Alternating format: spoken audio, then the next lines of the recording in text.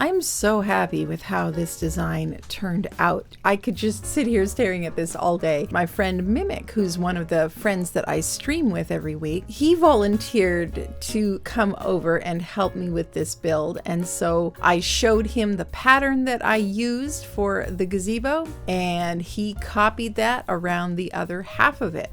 Which made me kind of think, the last video I showed you my process for coming up with a design like this, but then because of the fact that my process is a bit convoluted, the instructions were kind of convoluted too and not super easy to follow. Whereas when I gave these instructions to Mimic, I knew what I was doing and was able to give simpler instructions that would probably be a lot easier to follow. So in this, I'll be walking you and Mimic through one of the sections of the sides and roof of the gazebo. And this is a 12-sided project. And so we just repeated this design around the side a total of 12 times and got this gorgeous result. If you try out this design or something similar, let me know. I would love to know how it turned out for you.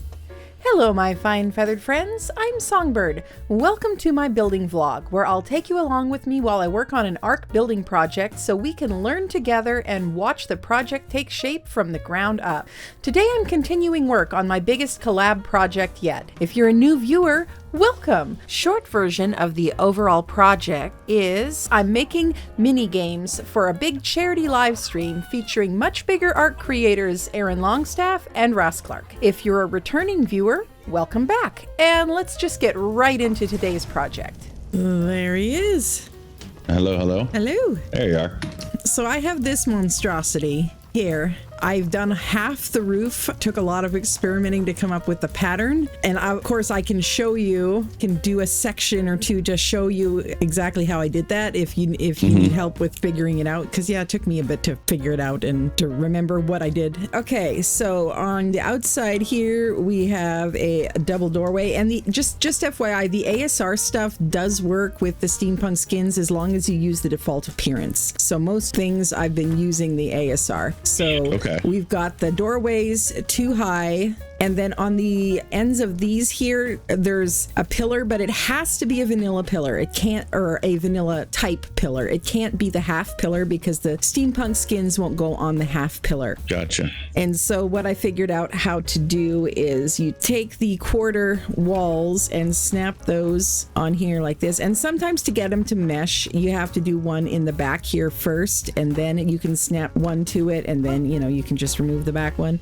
Oops, I picked up the railing instead. So that'll give you the snap point then to be able to do the pillar like this. But then in order for the pillar to stay at that height, you have to make sure that it's intersecting the ground so that it has foundation support. So the easiest way to do that from here is to just go into Ghost and just extend the pillar down underneath the ground. So if you're building in creative mode, Ghost is really handy to know because it lets you go through structures so that you can look at them underneath, etc.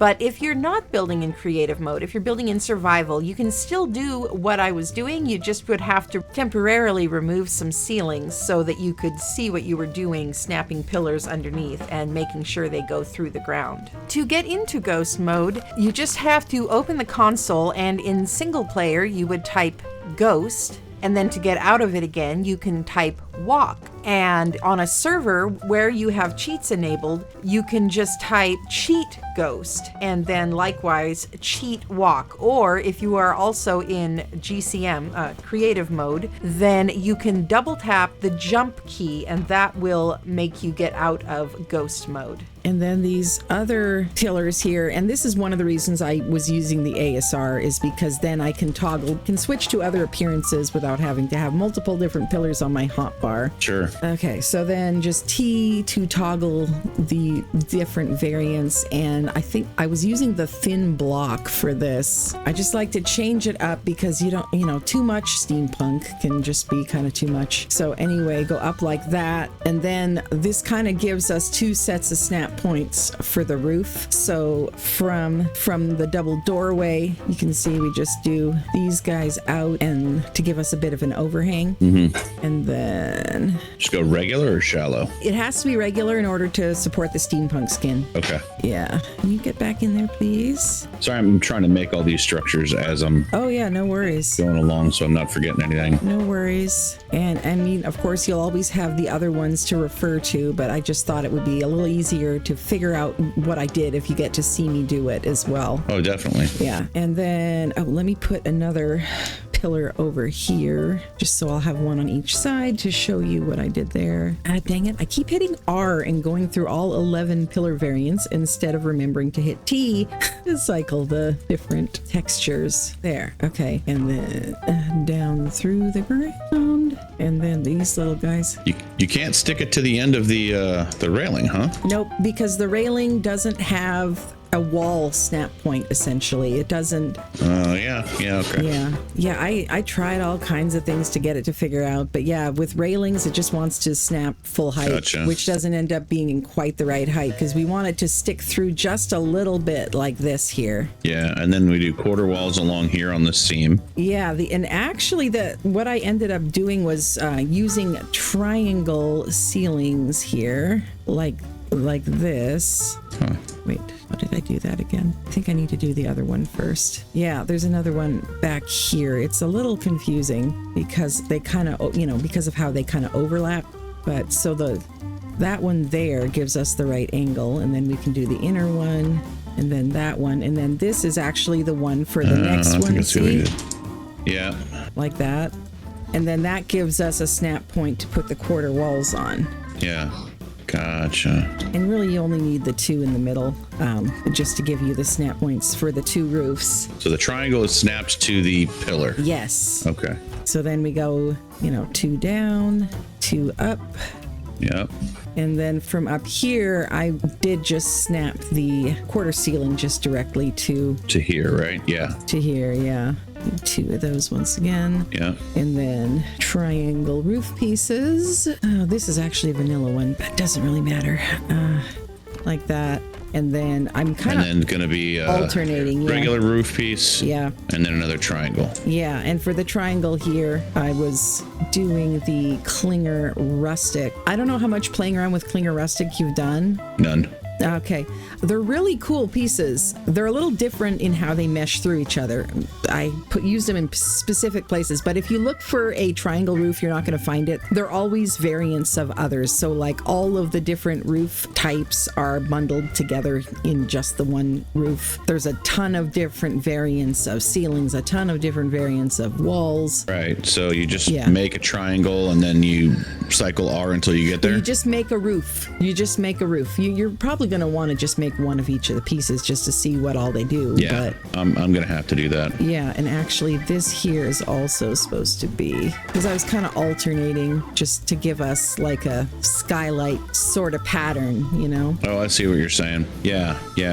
Almost like a stained glass window kind of look through. Yeah, I experimented. I was thinking about doing stained glass, but it just was too much. It was a little bit garish with all of the ornate steampunk stuff already. So I like just the pattern. That is one of the things that I love the most about the steampunk stuff is whoever designed it really knows their color theory, because the patterns and the designs, it really ties together all of the different textures in the game. I mean, all of the different colored textures that are in the game, the yellow wood along with like the pinkish wood of Klinger stuff, along with, the more gray stone, and I love the little bit of green that's in there as well. It just really feels well balanced, and it makes it a lot of fun to be able to combine stuff like this. And then, as you can see, we've got railings.